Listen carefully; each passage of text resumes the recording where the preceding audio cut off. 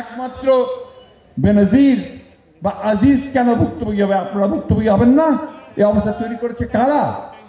একজন বেনজির তো নয়, একজন আজিজ নয়, অসংখ্য বেনজির বা আজিজ আপনারা তৈরি করেছেন, যারা বাংলাদেশকে লুট করে খাচ্ছে। বন্ধুগণ, একটাই কাজ, লুট করা।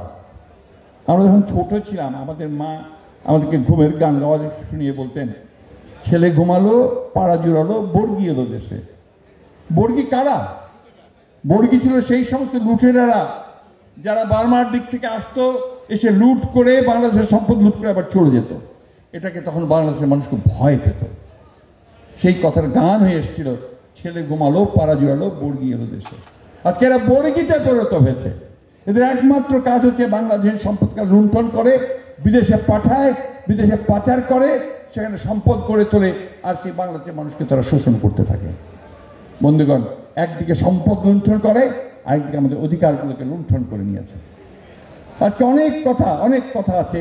শিল্পে তার অবদান, কৃষিতে তার অবদান, শিক্ষায় তার অবদান। একটা কথা অনেকে আপনারা জানেন না, অনেকে ছাত্র দলের আরো ভালো করে জানা উচিত। আমরা লড়াই করেছি, আমরা আমাদের দেশ স্বাধীন করবার জন্য আমরা কিন্তু শহীদ জিয়ার ডাকে সারা দেশ আমরা লড়াই করেছি। বেগম জিয়া ডাক দিয়েছেন, আমরা সংগ্রাম করেছি, লড়াই করেছি। বেগম জিয়া গণতন্ত্রকে প্রতিষ্ঠা করবার জন্য কাজ করেছিলেন, সফল হয়েছিলেন 90-এর ছাত্র গণ আন্দোলনের মধ্য দিয়ে।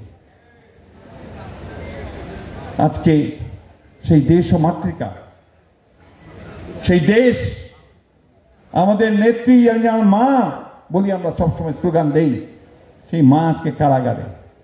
অসংখ্য নেতাকর্মী কারাগারে, প্রায় 60 লক্ষ মানুষের মধ্যে মিথ্যা মামলা। আমাদের 22 জনের উপর মানুষকে কয়েকদিন আগে, 1 বছরের মধ্যে তাদেরকে রাস্তায় গুলি করে হত্যা করা হয়েছে। বন্ধুগণ, 700-র মতো বেশি মানুষকে গুম করে ফেলা হয়েছে আমাদের ইলিয়াস আলী সহ। এই যে বীরের যেই আত্মত্যাগ, মায়ের যেই অশ্রুধারা, এটা কি বিফলে যাবে?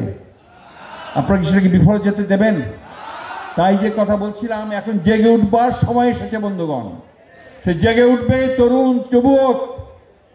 নজরুল ইসলাম তার কথায় বলেছে যে, কে আছো জোয়ান, হও আগুয়ান, হাকিছে ভবিষ্যৎ। আমাদের নেতা, যিনি আজকে আমাদের কথা শুনছেন, এখানে আপনারা যার দিকে তাকিয়ে আছেন, যিনি আজকে নেতৃত্ব দিচ্ছেন, যে পতাকা, তিনি এখন সেই শহীদ জিয়ার পতাকা, স্বাধীনতা, গণতন্ত্র, সার্বভৌমত্বের পতাকা তুলে ধরেছেন, এবং এই সরকারের মিথ্যা মামলায় নির্যাতনে যাতা করে পড়ে যে নির্বাসিত হয়ে আছেন, তিনি আমাদেরকে সুদূর থেকে নেতৃত্ব দিচ্ছেন। অল্প সময়ের মধ্যে তার অসাধারণ যে সাংগঠনিক যোগ্যতা, সেই যোগ্যতা, দক্ষতা দিয়ে তিনি গোটা দলকে ঐক্যবদ্ধ করেছেন, গোটা জাতিকে ঐক্যবদ্ধ করার চেষ্টা করছেন। বন্ধুগণ, আমাদেরকে বেরিয়ে আসতে হবে।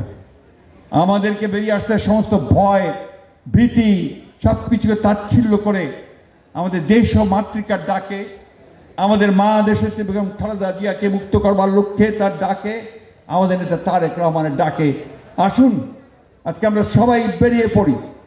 আমরা এমন একটা প্রতিরোধ গড়ে তুলি যে এই ভয়াবহ দানব যারা আমাদের সমস্ত কিছু তছনছ করে দিচ্ছে,